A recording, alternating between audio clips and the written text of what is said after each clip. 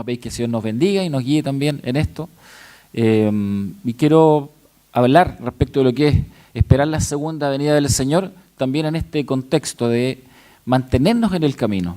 ¿Cómo entonces es que esperar la segunda venida del Señor tiene que alentarnos y animarnos y sostenernos para que podamos seguir siempre en el camino al que hemos sido llamados por parte del Señor? Hoy en día estamos muy desafiados en este sentido. Salir del camino, en cierto sentido, ¿no? Es muy recurrente y a veces es muy fácil debido a los estímulos que existen en el mundo de hoy. Pero aquí estamos, vamos a hablar acerca de esto y esperar que el Señor nos bendiga. Miren dónde vamos, todo esto hemos hablado respecto de cómo esperar la segunda venida del Señor, una espera activa, por supuesto, consciente en todo sentido, una espera que nos invita a caminar con el Señor, a vivir en Él, a usar la armadura, a orar, a congregarnos, a animarnos mutuamente, a crecer en discernimiento e influencia, unánimes en sus propósitos y, por supuesto, a mantenernos firmes en el camino al que hemos sido llamados. ¿Bien? Así es que en eso nos vamos a concentrar el día de hoy, entendiendo de que este es el deber también de la vida cristiana. Voy a comenzar con una pequeña introducción antes de leer el texto bíblico, en el cual vamos a avanzar la reflexión. Y ahí está el Milarium Aureum. ¿Alguien lo conocía? Pero ¿cómo esto muy conocido? No, no es conocido, la verdad. Bien, este es lo que queda de un monolito en Roma. Lo construyó el emperador César Augusto el 20 a.C. aproximadamente, cuando se consolidaron las grandes rutas del Imperio Romano.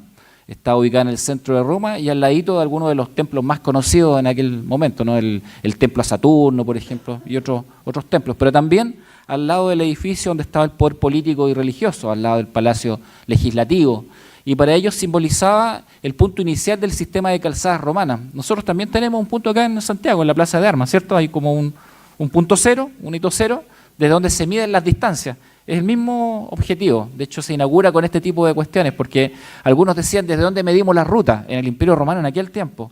Algunos planteaban medirlo desde los muros y habían distintas teorías. Entonces el emperador César Augusto dijo, vamos a poner un monolito en un punto de tal forma que desde ahí se puedan realizar todas las mediciones. Esto entonces permitía marcar el punto de convergencia de las rutas y así se podían medir las distancias. ¿Por qué? Porque las calzadas romanas en realidad comenzaron con un trabajo incipiente, con el ánimo de conectar Roma, que está en la zona más roja ahí, ¿no? En esa parte.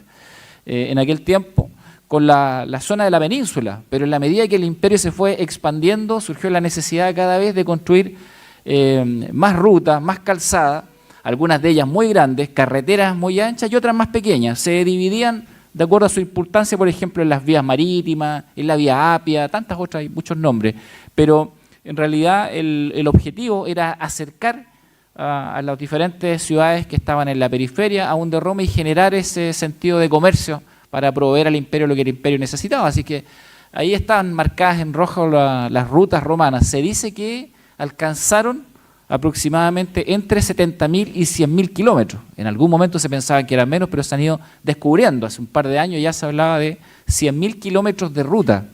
Y realmente es impresionante porque tiene al menos 4 capas, tiene solera, ¿no? Tiene una consistencia que le ha permitido incluso mantenerse hasta el día de hoy. Así es que conectaba incluso hasta 3 continentes, el asiático, el europeo y por supuesto también el africano.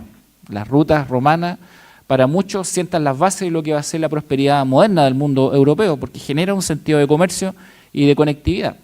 Y desde ahí entonces se acuña esta frase que seguramente ustedes han escuchado de todos los caminos conducen a Roma. ¿Bien?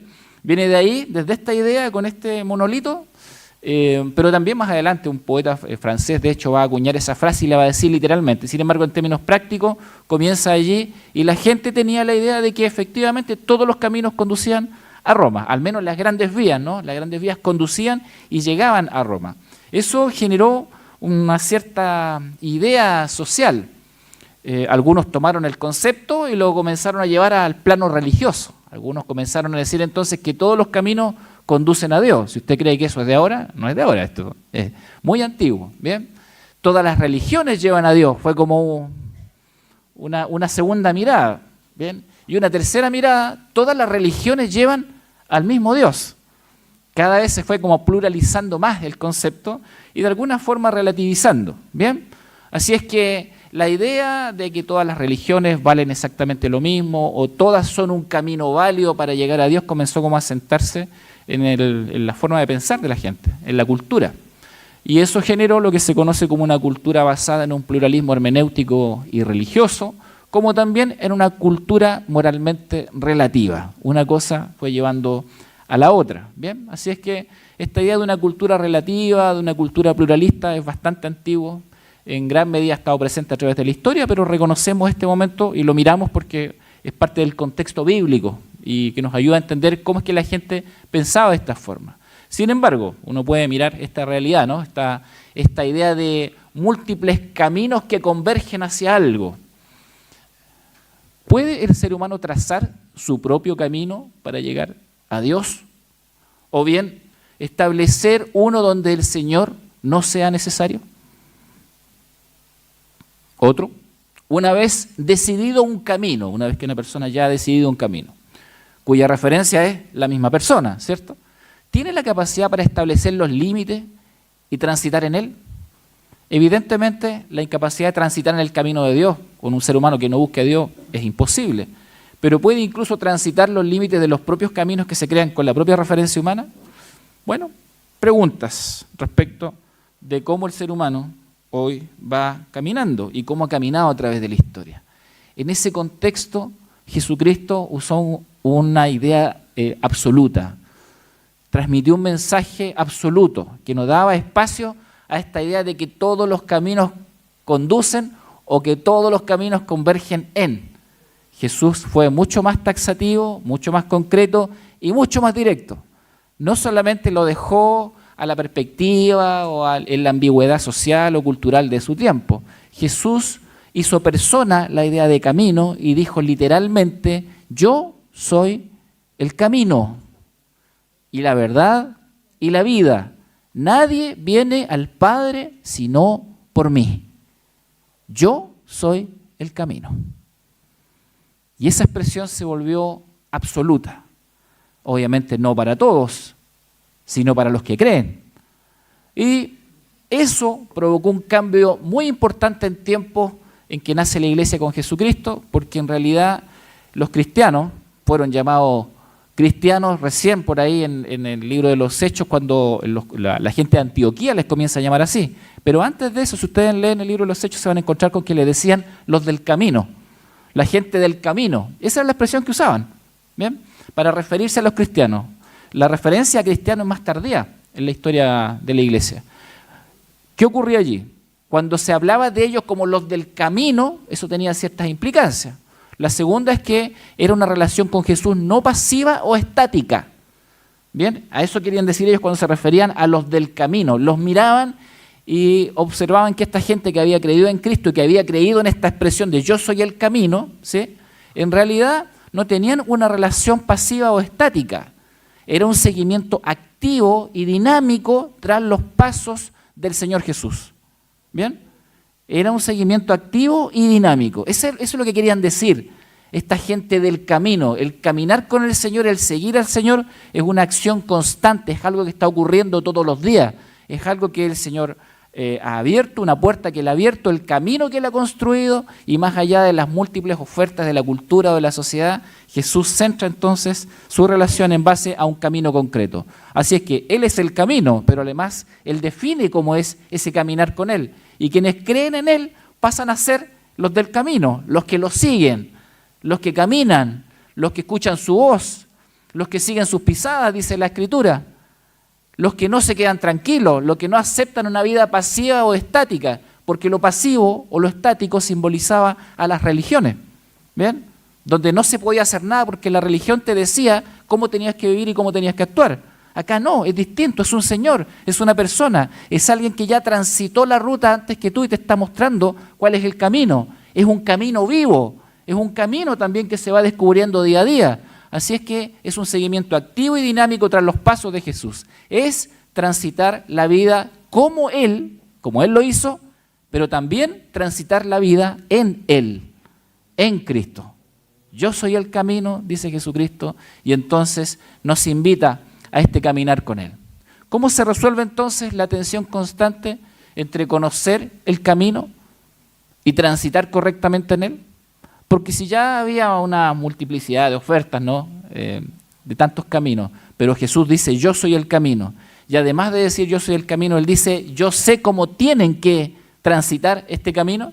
¿Cómo se resuelve esa tensión constante? Mucha gente conoce el camino, pero ¿transita correctamente en él? ¿Cómo podemos vivir una vida de verdadera fe e integridad mientras esperamos la venida de Jesús, mientras vamos por este camino? Hemos conocido el camino y hemos aceptado el camino. ¿Estamos caminando en él? ¿Es nuestra vida un reflejo de este transitar correctamente de acuerdo a la enseñanza del Señor? Lo vamos a mirar y vamos a ver qué tiene el Señor que decirnos. Oremos un momento.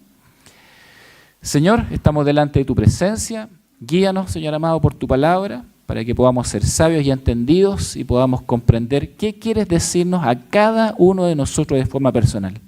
Gracias, Señor, por lo que has hecho en nuestras vidas, pero muchas gracias por lo que seguirás haciendo.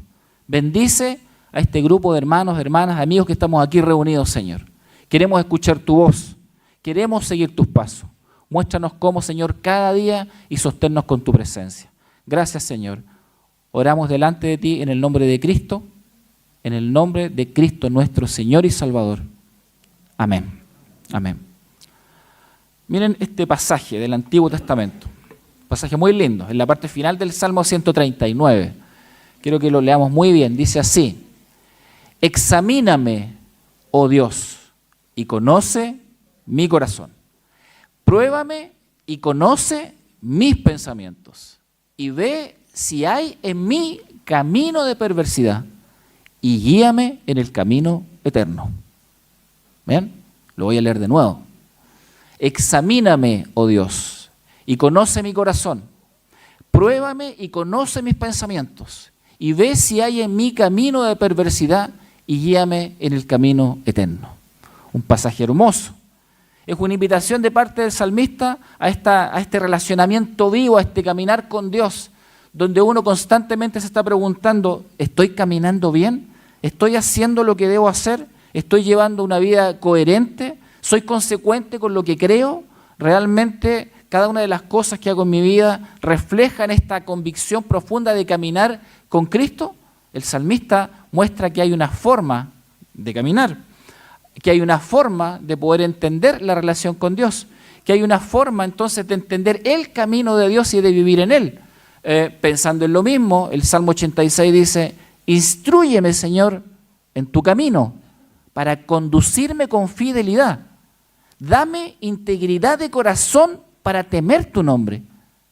Señor mi Dios, con todo el corazón te alabaré y por siempre glorificaré tu nombre, porque grande es tu amor por mí. Me has rescatado de los dominios de la muerte. Qué hermoso pasaje, ¿cierto? Si ustedes miran estos pasajes, si miran este y lo contrastan con el que leí al final del Salmo 139, hay una intencionalidad, hay una búsqueda, hay un anhelo de que sea el Señor el que escudriñe el camino. Porque a diferencia de cualquier otro camino que ofrece la cultura, que ofrece la vida, que ofrece la historia, que ofrece el ser humano en sí mismo, ¿cierto? En realidad, el único camino que lleva a la vida es el Señor Jesucristo. Y si entonces hemos decidido caminar con Él, Él nos ha rescatado y nos ha dado una vida nueva, nosotros estamos obligados a asumir la tensión constante de lo que significa el camino del Señor en medio de los caminos que ofrece este mundo. Y siempre deberíamos preguntarnos si estamos caminando bien, pero para que el criterio no sea exclusivamente nuestro, para que realmente la referencia no sea exclusivamente nuestra, sino caeríamos probablemente en los mismos vicios, ¿cierto?, que caen otras personas, tenemos que dejar que sea el Señor el que nos escudriñe. Jesús es el camino. Todo otro camino tiene que perder su valor. Si Él es el camino, entonces todo otro camino tiene que perder su valor. La Biblia dice que Él comenzó una obra y la terminará. Por tanto, el camino del Señor implica un acompañamiento constante de parte de su persona. No hemos sido dejados abandonados en el camino. Él está con nosotros. Debemos como consecuencia, colaborar intencionalmente caminando en su senda. Hemos sido traídos a sus caminos, pero estando allí de manera intencional, tenemos que buscar caminar como Él caminó, andar como Él anduvo. Nuestra vida debe alinearse intencionalmente en todos los aspectos con el ejemplo de Jesús, buscando siempre la coherencia y la integridad. Recuerden, una cosa es lo que todo el mundo ve, pero la integridad es hacer lo correcto donde nadie me ve. Debemos transitar el camino como Él lo hizo. Debemos estar atentos. ¿Recuerdan esto hace un par de semanas atrás? Atentos a separar entonces lo bueno de lo malo. Eso es parte del caminar con el Señor. Y si nosotros hemos decidido estar en este camino con el Señor, entonces este caminar es activo, no es una actitud pasiva frente al mal. Debemos ser activos entonces para reconocer qué está bien y qué está mal. Pero el problema con esto es que si el criterio queda solamente bajo nuestra propia sabiduría, obviamente tenemos un problema.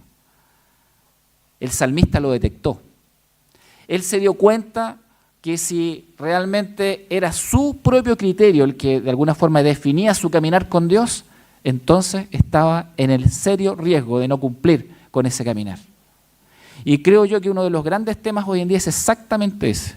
Mucha gente quiere caminar con Dios, mucha gente quiere seguir el camino de Jesús, mucha gente quiere seguir las huellas de Jesús, pero lo quiere hacer a su manera. Entonces puede llegar a ser incluso muy exigente con los demás, moralmente, pero muy permisivo consigo mismo. Puede ser muy exigente en lo que se ve, pero muy permisivo en lo que no se ve. Puede llevar incluso una cierta imagen o llevar una cierta vida en lo externo, pero con un corazón muy lejos y muy apartado del Señor, lo cual simplemente es religiosidad. Esto entonces requiere una vida profunda, real, cambios permanentes, una acción constante, una búsqueda del Señor que realmente nos muestre qué está bien y qué está mal y nos ayude a que aquellas cosas que no nos bendicen, que no nos sirven, sean finalmente eliminadas de nuestra vida. Así es que tenemos que estar atentos en este camino. Por eso el salmista usa esta expresión. Él dice, lo leo de nuevo y después voy a explicar palabra por palabra. Él dice, examíname, oh Dios. ¿Se dan cuenta por dónde inicia esto? Si uno quiere entender el camino con el Señor y quiere vivir con Él, vivir para Él y vivir como Él vivió, y realmente ponerse en las manos del Señor para que Él nos guíe en este caminar, el examen no puede venir de nosotros mismos. El juicio no puede venir de nosotros mismos. Las reglas o las normas no pueden venir de nosotros mismos. Nosotros vamos a ser condescendientes con nosotros. Él lo sabe, se da cuenta, porque no es primera vez que está delante de una situación compleja y tiene que decidir. No es primera vez que está delante de las grandes tensiones de la vida y se da cuenta que él muchas veces ha caído. Entonces ya no quiere que eso se vuelva a repetir. Quiere dejar esta ambigüedad en su relación con Dios. Quiere dejar esta vida liviana en su relación con Dios. Quiere que sea Dios el que lo examine y no ser Él el que examine su propia vida. Entonces dice, examíname, oh Dios, y conoce mi corazón. Aquí empieza una entrega total. Porque el caminar con el Señor implica este nivel de renuncia finalmente y ponerse en las manos del Señor. Examíname, oh Dios, pruébame, ve si hay en mí camino de perversidad y guíame en el camino eterno. Mire, examinar en ese contexto significa llegar a lo profundo del corazón para escudriñar íntimamente. Así que lo que le está diciendo a Dios es nada más y nada menos que esto.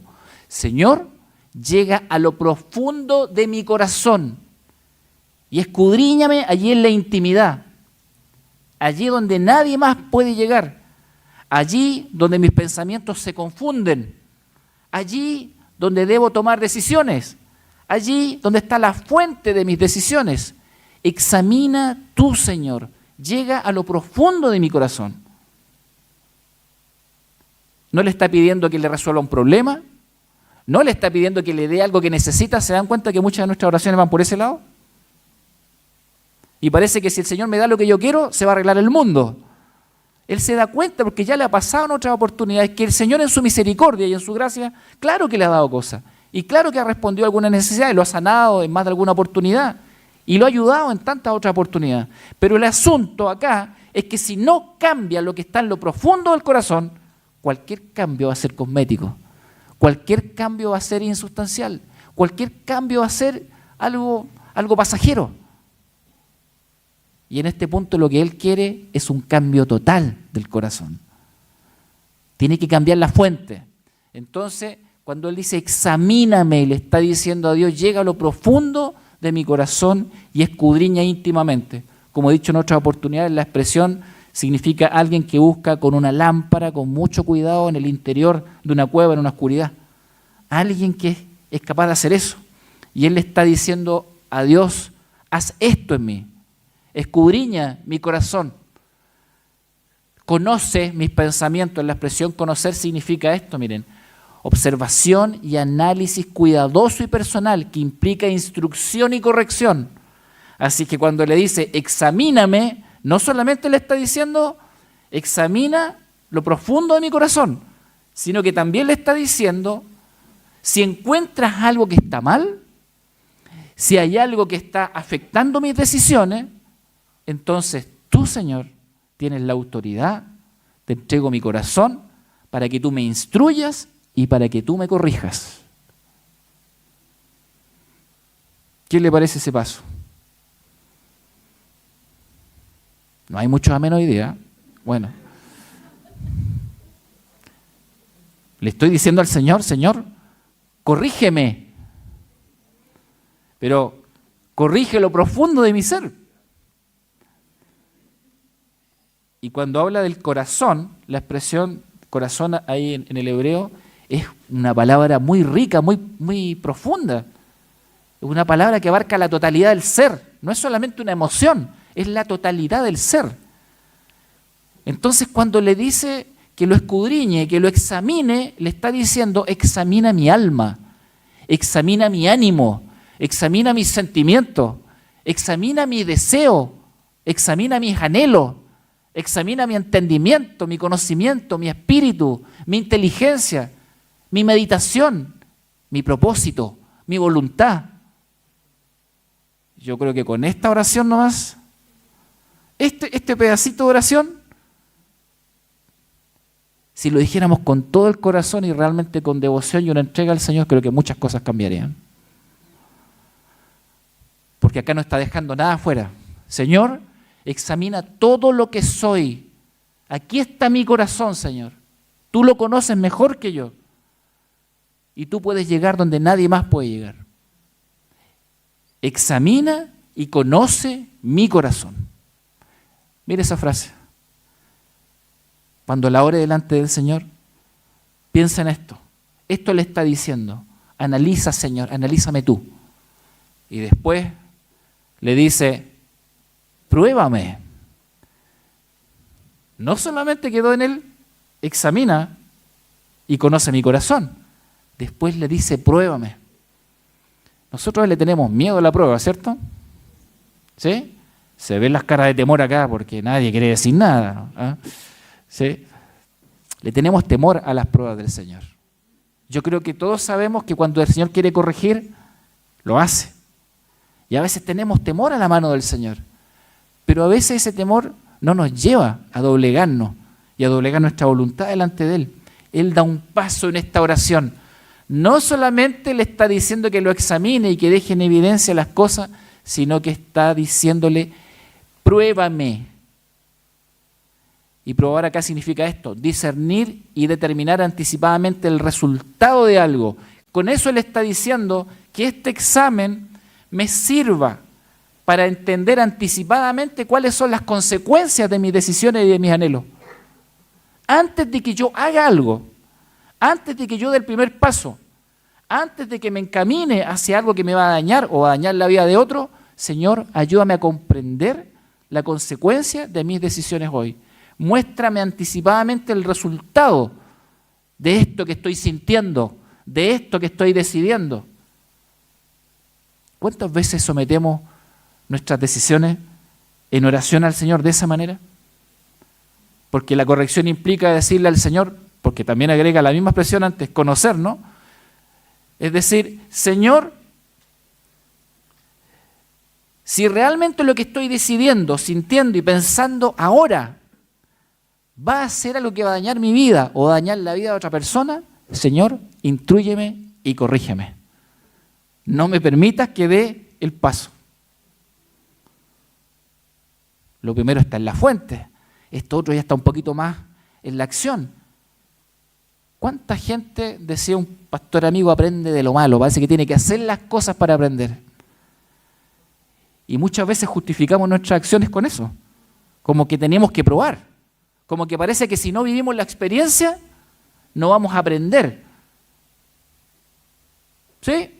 Parece que hay que pasar por lo malo para aprender. ¿Será que la Biblia lo plantea así? No. La Biblia nos da la sabiduría de Dios, la compañía de Dios. Nos da su palabra para que nosotros en oración podamos someter entonces nuestras decisiones delante de Él. De tal manera que no tengamos que vivir lo malo para saber que es malo, sino que sea el Señor el que habla a nuestro corazón e impida que demos aquellos pasos que dañan nuestra vida. El Señor nos ha puesto en el camino y cuida el camino también. Así es que, ¿sí? Pruébame, Señor, y conoce mis pensamientos. Y la expresión de pensamiento ya es un paso más respecto del otro. Aquí significa las decisiones, los planes y los proyectos. En estas dos frases solamente, el salmista encierra la vida, porque en realidad está hablando de la fuente y está hablando de las decisiones. Antes de que esto ocurra, antes de, nosotros a veces esperamos a ver cómo salió y ahí miramos para atrás. Se usa mucho el concepto hoy en día en términos de planificación de evaluar después de. ¿Sí? Sí, es muy apropiado en muchos sentidos, pero en términos de la vida cristiana hay ciertas cosas que ni siquiera deberíamos intentar. Hay ciertos deseos que no deberíamos intentar, que no deberíamos darle lugar. Hay ciertos anhelos que son incorrectos y por la palabra del Señor uno sabe que son incorrectos. Hay ciertos proyectos que ni siquiera es necesario iniciar, porque uno sabe que puede ser un camino de muerte o que puede dañar nuestra vida o la vida de otras personas.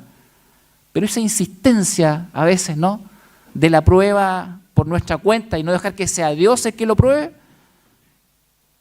nos mete generalmente en inconvenientes, en problemas. Así es que examíname y conóceme, ¿cierto? Examíname y conoce mi corazón. Examíname, pruébame, perdón, y conoce mis pensamientos. ¿Y cómo se une esta expresión de corazón y pensamiento? Aquí está, mire, está muy clarita en la Escritura. Dice, porque del corazón salen los malos pensamientos. Este versículo une los dos elementos. Claro que sí. Tiene que ser esto alcanzado por el Señor.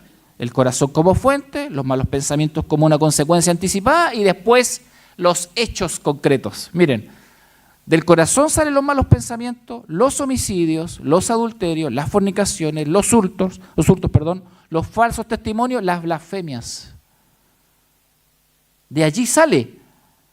Y el salmista está diciendo, antes de que algo ocurra, hay una forma en la que nosotros podemos pedir a Dios la ayuda necesaria. El Señor puede examinar y conocer mi corazón. El Señor puede probar y conocer mis pensamientos. Para que antes de que ocurra algo, el Señor ponga los límites.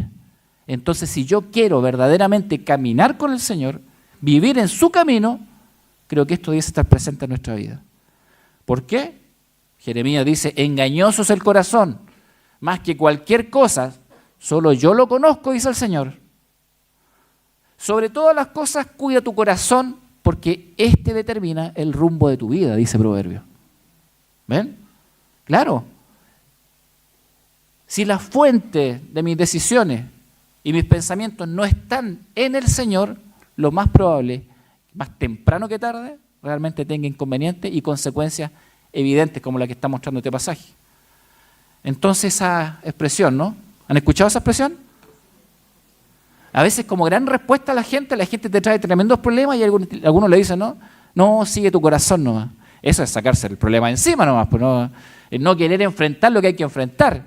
A veces no querer decir lo que hay que decir. Es no querer corregir cuando hay que corregir.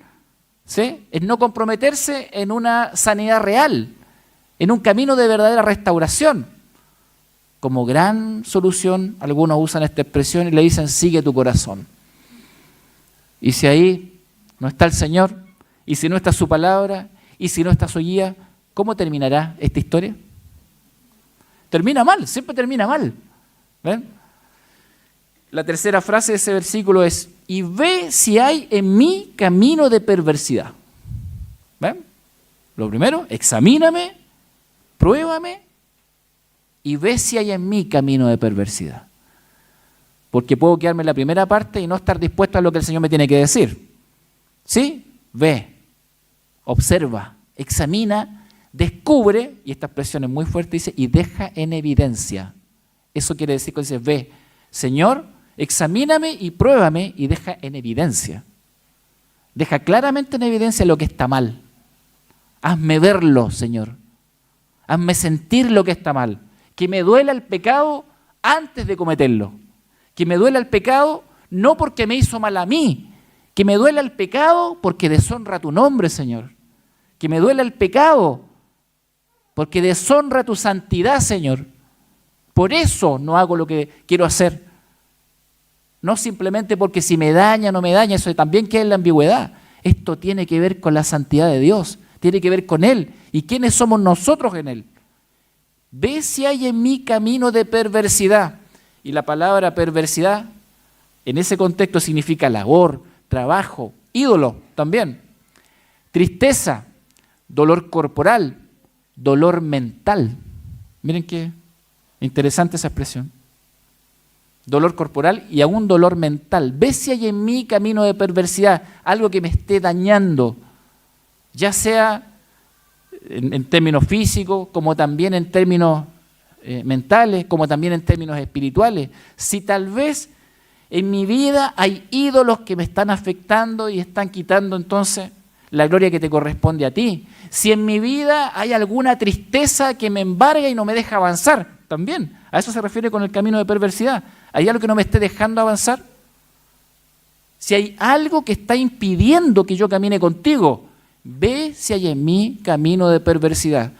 Y en realidad la expresión de perversidad no necesariamente significa cosas que sean tan malas en sí mismas, sino que son malas porque te apartan del Señor.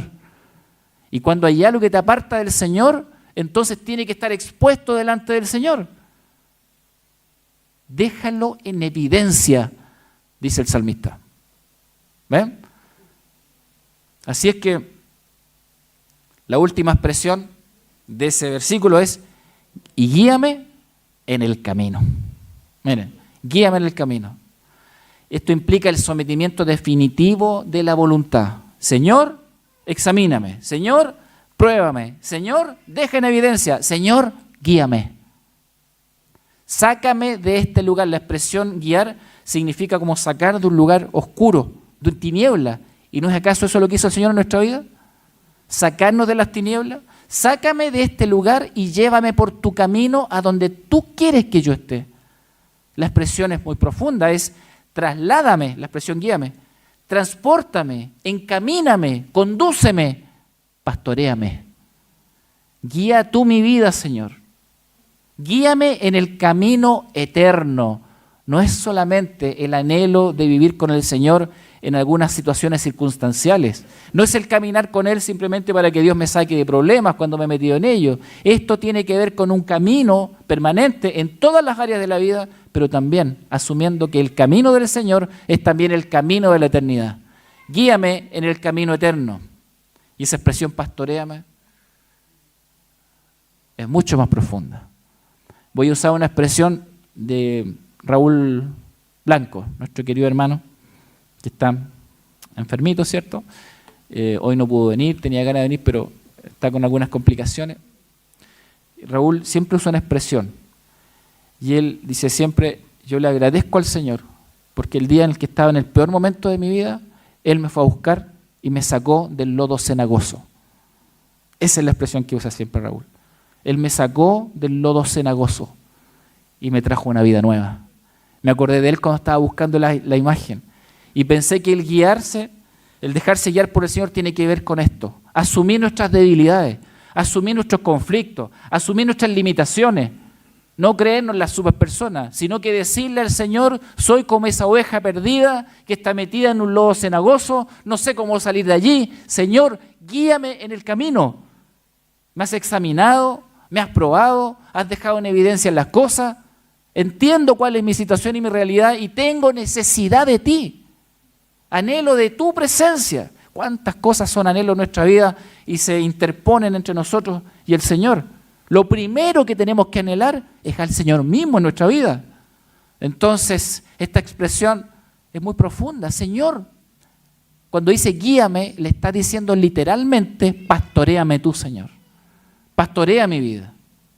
Guíame, aliméntame, sosténme. ¿Será ese el anhelo de nuestro corazón? ¿La prioridad del anhelo en nuestra vida? ¿Dónde están puestas nuestras oraciones? Entonces, este pasaje nos invita a caminar en la gracia con el Señor, porque nosotros entendemos a partir de esto que en realidad en nosotros no hay una capacidad, en nosotros no hay obviamente esas fuerzas sobrehumanas que parece que nos van a permitir caminar y sostenernos en este camino. En realidad este camino es sostenido por la gracia en el Señor Jesús. Él la sostiene. Así es que uno debiese poder decir en esta relación de confianza, confiando en la gracia del Señor, Señor, examíname. Si alguien la quiere repetir, no tengo ningún problema. Hay mucho silencio. Señor, examíname. ¿Lo puede decir, no? Ya, hay como duda. No voy a obligar a nadie, ¿eh? Solamente esta es la reflexión. Ya saben el significado, así que ahora uno dice, de otra forma las palabras, ¿ven? Examíname. Pruébame. Pruébame.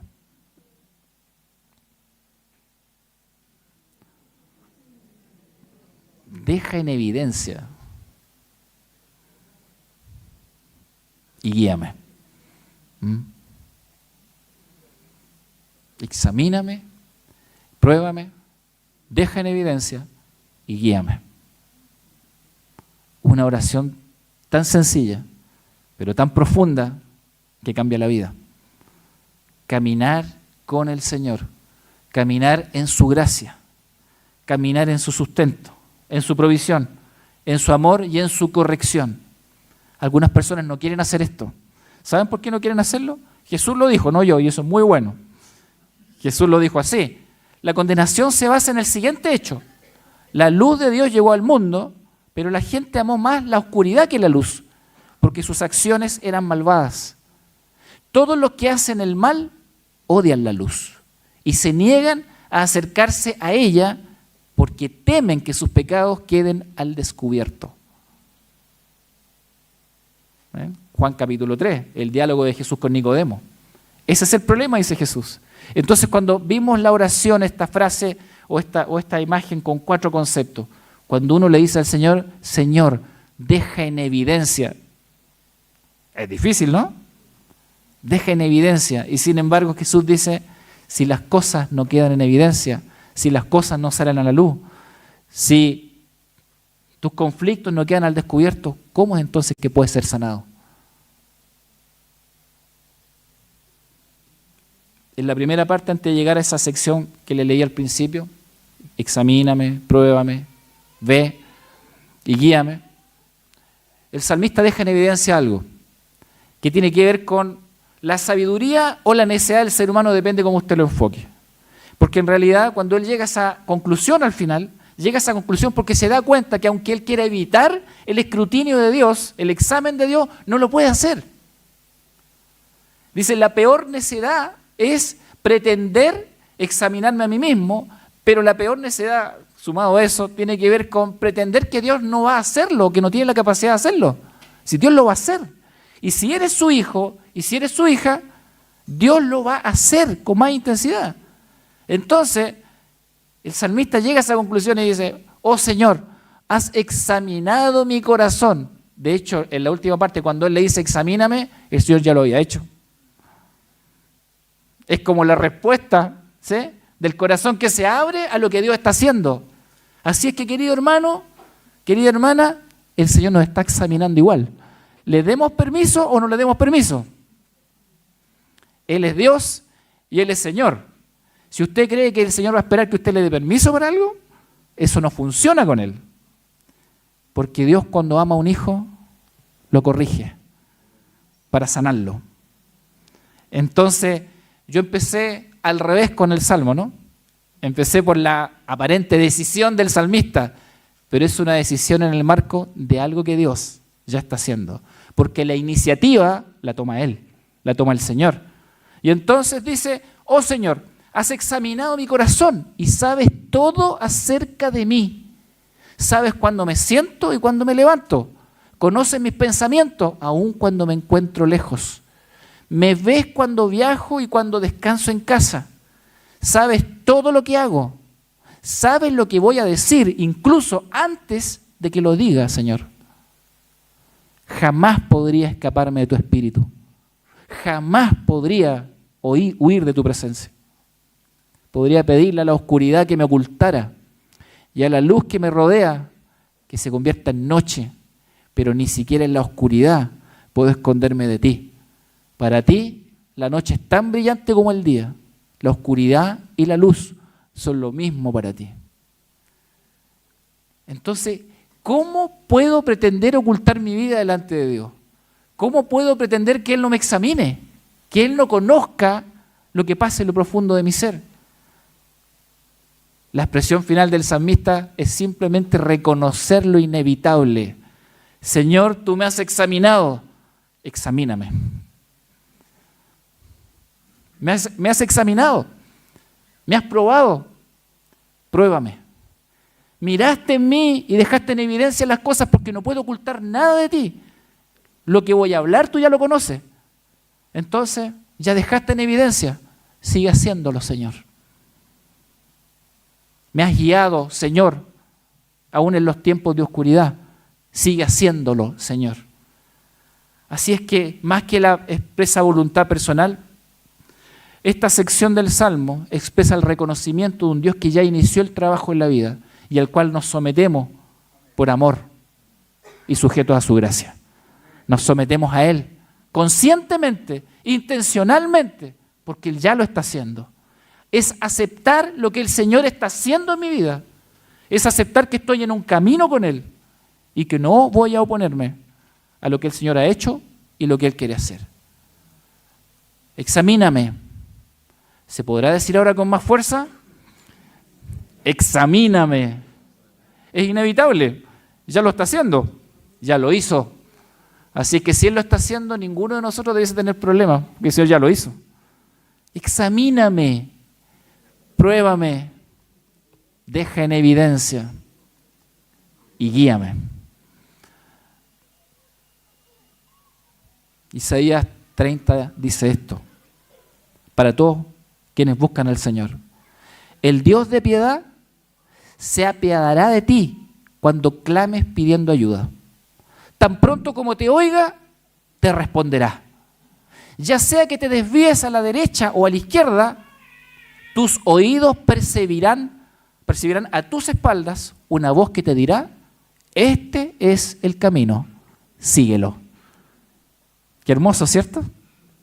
Entonces uno puede quedarse aquí en la nada o puede en este momento decirle al Señor, examíname, prueba, deja la vista y guíame.